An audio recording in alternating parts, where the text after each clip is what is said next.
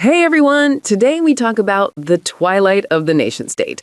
We're going to explore how code is beginning to challenge the Leviathan, all through the lens of institutional economics and the rise of the network state. We live in a strange time. Most of the geopolitical analysis you see is focused on the usual things. Border skirmishes, trade wars, the kind of stuff you can see on a map. But I think we're missing the real earthquake, the tectonic shift happening beneath the surface. It's not about the lines between countries, it's about the very nature of governance itself. The right to rule is being digitized. So today, we're not talking about candlestick charts or how to get rich quick with the latest token. We're talking about the most significant structural challenge to the nation-state since the Treaty of Westphalia established the whole system back in 1648. We're on this subtle border between institutional economics and a philosophy you might know as crypto-anarchism.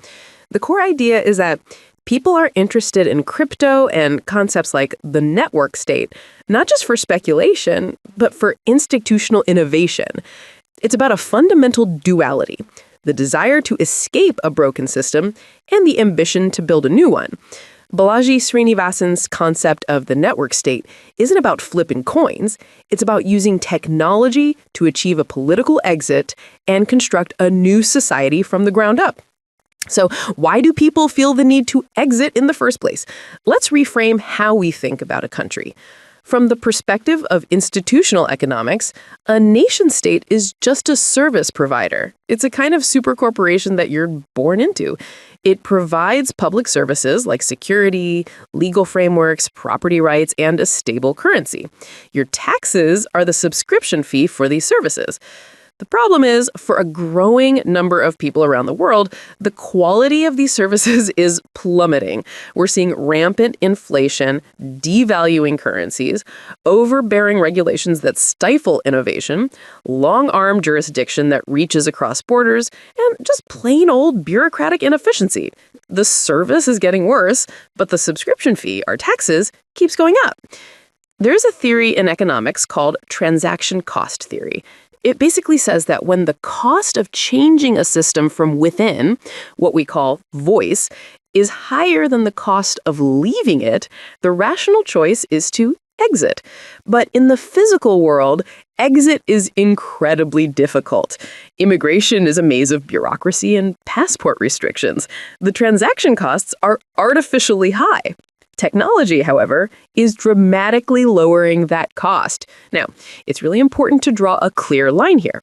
When people get disillusioned with the system, they can go down two very different paths. One is what I call the bunker mentality. This is classic survivalism. You hoard canned goods, buy some land in the middle of nowhere, and cut yourself off from the world. It's a defensive, atomized retreat, an attempt to solve a modern problem by reverting to a pre-industrial lifestyle. It's driven by fear. The other path is what I'm calling the arc mentality. This is about sovereign construction. The proponents of the network state aren't trying to hide from society. They're trying to rebuild it.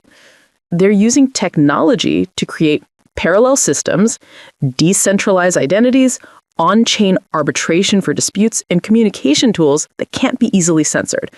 One path is a fearful, self-imposed isolation. The other is a visionary institutional experiment. Today, we are talking about the arc. So how do you actually build this arc? The first piece is understanding that cryptography is more than just a tool for making digital money. It's a new kind of bureaucracy. At its core, decentralized technology is a machine for reducing the cost of trust. In the world of crypto-anarchism, you'll hear the phrase, "code is law." This has profound political implications. In traditional society, laws are enforced by the state's monopoly on violence, by police and courts. In this new world, contracts are enforced automatically by a computer code. This is a direct challenge to the state's role as the ultimate arbiter. You can think of a smart contract platform like Ethereum as a kind of digital common law system. It provides a neutral, stateless settlement layer for business and legal agreements accessible to anyone, anywhere. The second piece is the decoupling of money from sovereignty. This is where the geopolitics gets really interesting.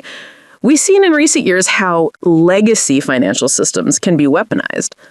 The SWIFT network, which banks use for international transfers, has been used as a political tool to enforce sanctions, effectively cutting entire countries off from the global economy.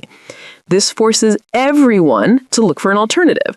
Permissionless financial networks like Bitcoin and the ecosystem of stablecoins provide an answer. They are financial infrastructure that cannot be easily weaponized because it cannot be easily censored. The geopolitical significance of this is huge. It fundamentally weakens the ability of a superpower to use financial choke points and long-arm jurisdiction to control other actors on the world stage. This leads us to the final piece of the puzzle, the game theory of how this plays out, from the cloud to the ground. There's a roadmap, most famously articulated by Balaji. It starts with an online community, a group of people from all over the world who form a moral and economic consensus. They build a real economy using their own digital currency.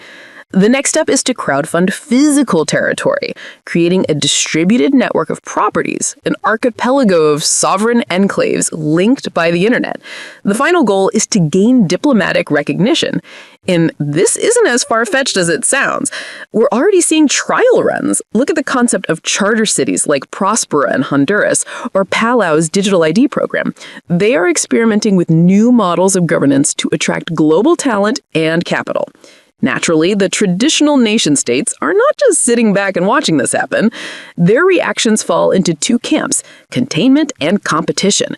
The big, heavily regulatory states are trying to crack down. They're trying to ban or control crypto, and they're rushing to build their own central bank digital currencies, or CBDCs. This isn't just about modernizing payments. It's about creating a system of total financial surveillance. This is the great war of our time, the digital leviathan versus the digital nomad. But a different strategy is emerging from smaller, more agile nations. Countries like El Salvador, Singapore, and the United Arab Emirates are realizing they can compete. By offering clear, friendly regulations and low taxes, they can attract the wave of sovereign individuals and the capital they command. The result of this game is that the world is entering an era of competitive governance. For the first time in centuries, the state is no longer a lifelong binding fate. It's becoming a product, a service you can choose. Of course, this vision is not without risks. While the idea of a hyper-efficient network state is appealing, what happens if it lacks democratic checks and balances? Could we just be trading a slow, inefficient government for a ruthlessly efficient form of corporate feudalism? And what about the people who can't just pick up and leave? The people who don't have the skills or the capital to join these new digital tribes? Is this a liberating gospel for the few, or a nightmare of abandonment for the many? To wrap it all up, we're back where we started, in the twilight hour between escaping the old order and building the new one.